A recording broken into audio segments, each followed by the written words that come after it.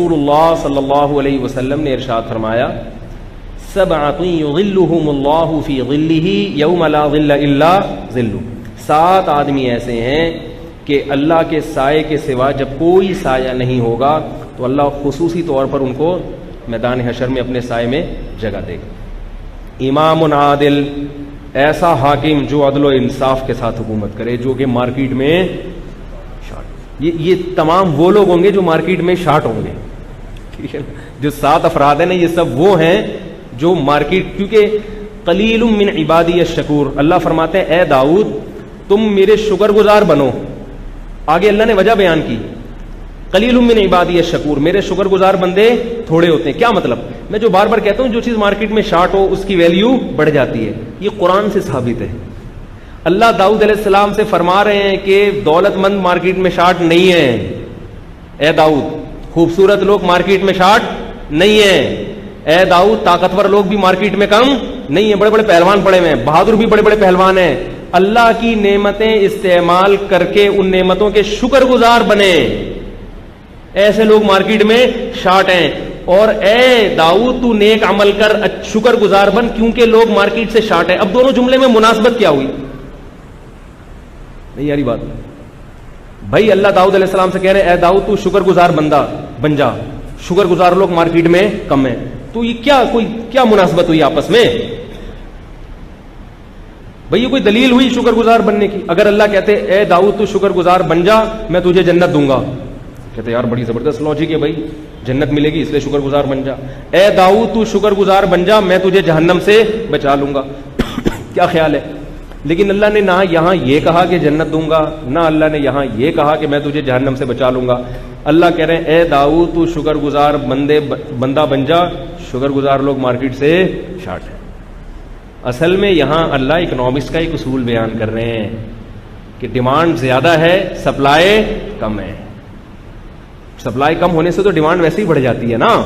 چینی جب شارٹ ہوئی تھی تو جس کے پاس چینی ہو لوگ اس سے دم کرا رہے تھے جا کے، یار تو بہت پہنچا ہوا بزرگ ہے یار، تیرے پاس چینی ہے، اتنا نیک آدمی ہے تو چینی رکھ کے بیٹھا ہوا ہے۔ ایک زمانہ یاد آیا ہمیں، ایک زمانہ ایسا بھی گزرا کراچی میں، منہ مانگی قیمتوں پہ چینی لے رہے تھے، شارٹ ہو گئی، ڈیمانڈ بھی بڑھتی، ہر آدمی چینی کی تلاش میں، شوگر کے مریض بھی چینی کی طلب میں نکلے ہوئے ہیں۔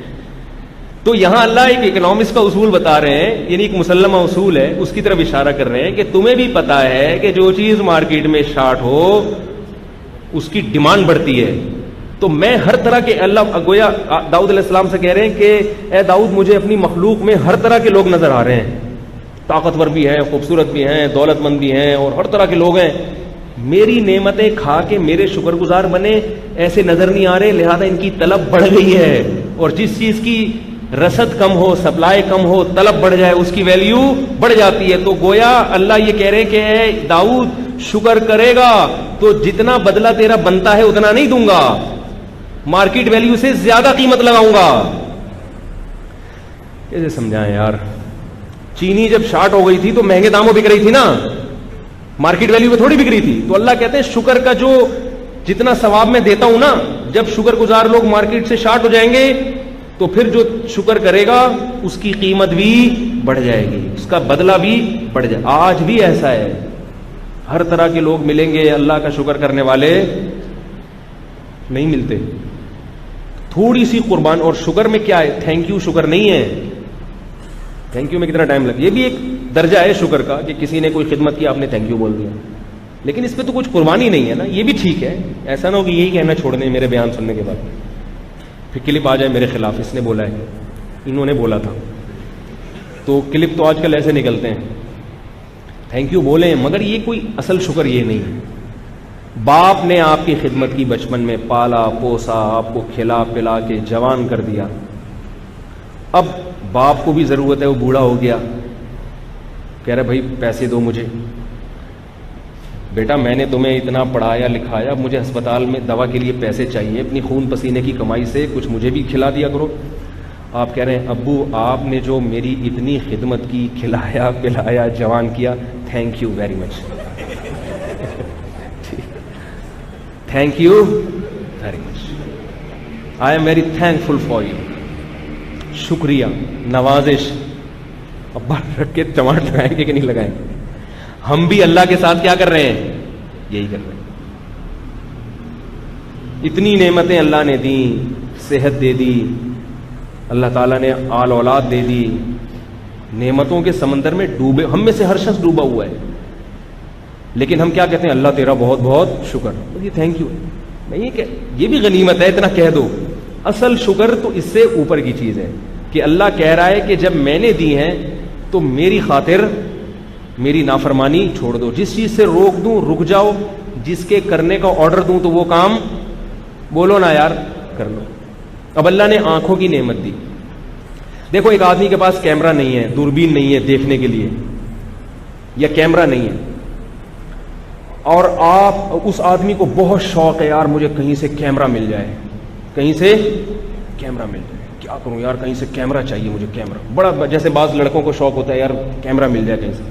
وہ غریب لڑکا ہے کیمرہ خرید نہیں سکتا، کسی نے احسان کر کے 2.5-3 لاکھ والا مہنگا کیمرہ اس کو HD کیمرہ اس کو پکڑا دیا، اور وہ تھینک یو گرٹ لگا رہا ہے. جس نے کیمرہ دیا اس نے کہا کہ صرف ایک کام کرنا، پوری دنیا کے نظاروں کی ویڈیو بناؤ، میری بہنوں اور میری بیوی کی عزت تار خدا کے لیے بولو نا یار نہ. میرے گھر پتہ چلا کہ میرے گھر میں لگا کے بیٹھا ہوا ہے اور میری پوری ویڈیو بنا کے مجھے ہی ذلیل کر دیا، کیا خیال ہے؟ اور اسی طرح میرے یہ ریلیٹو ہیں، یہ جاننے والے ہیں، ان کی بہو بیٹیاں ہیں، سب عزت دار گھرانے کی، ایسا نہ ہو کہ کہیں یہ بے پردہ نظر آئیں، کہیں ڈیٹ مارتی بھی نظر آ جائیں، پتہ چلا ٹھیک ہے نا، عزت دار بھی ہیں ڈیٹ بھی مار رہی ہیں، تو یہ کہیں پتہ چلا عیدی کی ویڈیو بنا کے تم نے اپلوڈ کر دی. اب آپ تھینک یو صبح 100 دفعہ تھینک یو، تسبیح لے کے اس کے پاس پہنچ جاتے، بھائی تھینک یو آپ نے مجھے کیمرے دیا، 100 دفعہ صبح تھینک یو، 100 دفعہ شام، ہر نماز کے بعد 33 دفعہ تھینک یو، ٹھیک ہے نا. یہ مسلسل پڑھے جا رہے ہیں، لیکن جہاں کہیں اس کی بہو بیٹی نظر آئی آپ نے کیمرے میں سیو کر کے نیٹ پہ ڈال دی اس کی تصویر، اس کی عزت کا جنازہ نکال دیا. اس کو کتنا غصہ آئے گا یار، جس کام سے میں نے اسپیشلی روکا تھا تم وہی کر رہے ہو، مجھے تمہارا یہ تھینک یو نہیں چاہیے. اب مجھے بتاؤ ڈیجیٹل کیمرہ جو 2.5-3 لاکھ کا ہے، ہمیں جو اللہ نے یہ کیمرہ دیا ہے، آنکھیں دی ہیں، کیا یہ اس کی کوئی قیمت ہے؟ اگر آپ سے کوئی کہے میں تمہیں 2.5 کروڑ روپے دوں گا یہ آنکھیں مجھے نکال کے دے دو، آپ دے دو گے؟ بولو نا یار دے دو گے؟ اللہ نے کہا میں نے یہ تمہیں کیمرہ دے دیا فری میں، کوئی پیسے نہیں لیے.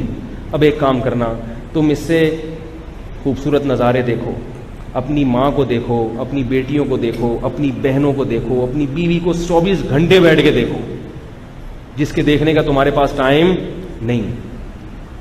بیوی کو دیکھو اور رشتہ داروں کو دیکھو، ان سے ملو، دنیا میں دیکھو کیا ہو رہا ہے.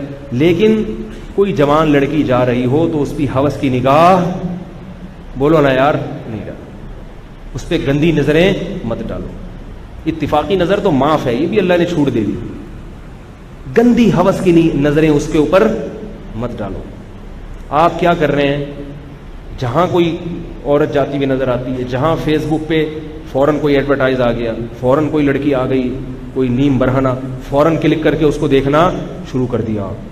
تو یہ شکر گزاری ہے یا ناشکری؟ یاد رکھو کسی بھی شخص کو جس نے آپ کو گفٹ دیا ہو اس کو اپنی نافرمانی پر اتنا غصہ نہیں آتا جتنا اللہ کو اپنی ناشکری پر غصہ آتا ہے.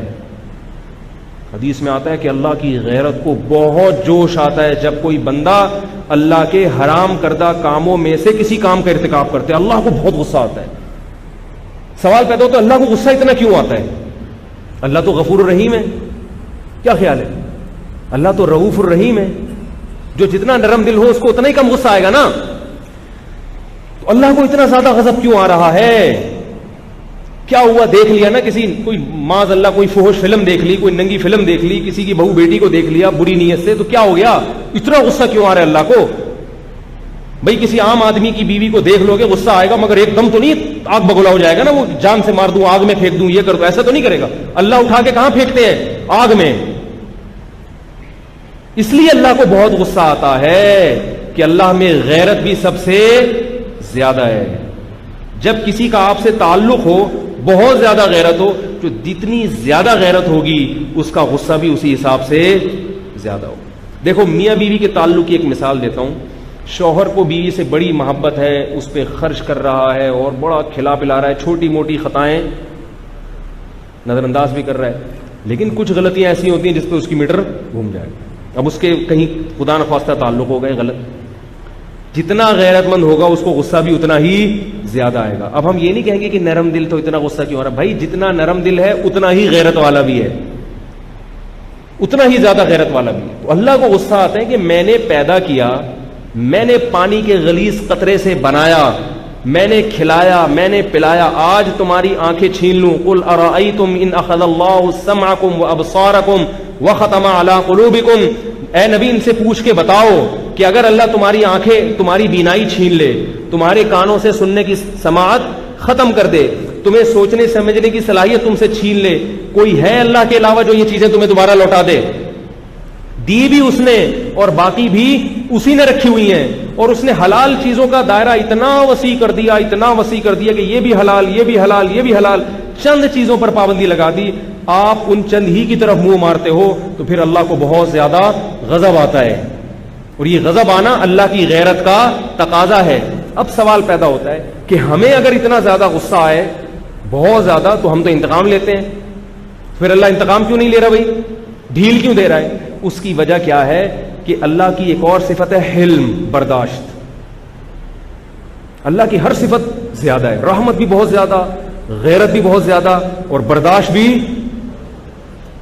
اللہ کو جتنا غضب آتا ہے اگر اس کا 1000واں حصہ بھی ہمیں کسی پر اتنا غضب آ جائے ہم اس کا قیمہ بنا کے کھا جائیں، قیمہ بنا کے کھا جائیں. لیکن اللہ کا غضب بہت زیادہ، مگر اللہ کا حلم، بردباری، برداشت اس سے بھی زیادہ.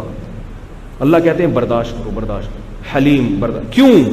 وہ کہتا ہے کہ لا تحسبن اللہ غافلا عما يعمل الظالمون، اے نبی یہ ظالم لوگ جو کچھ کر رہے ہیں اللہ کو غافل مت سمجھو. یہ نہ سمجھو کہ اللہ کو نہ غصہ آ رہا ہے، نہ اللہ کو اس سے ناراض ہو رہا ہے اللہ، اور یہ اللہ نے ان کو چھوڑ دیا ہے. نہ نہ، فرمائے انما یؤخرهم لیوم تشخص فیہ الابصار، ایک دن ہے انتقام کا، اس تک میں ان کو مہلت دوں گا. ایک میں نے رزلٹ کی اناؤنسمنٹ کا ایک دن رکھا ہے، اس دن سے پہلے میں رزلٹ اناؤنس نہیں کروں گا. ہم بعض دفعہ ایسے کرتے ہیں کہ سزا کسی کو دینی ہو کہ میں فلاں وقت میں دوں گا، غصے میں آگے پہلے ہی اس سے لڑ پڑتے ہیں. ایسا ہوتا ہے نا کہ ہمیں برداشت نہیں ہے. اللہ کیا کرتے ہیں؟ مہلت.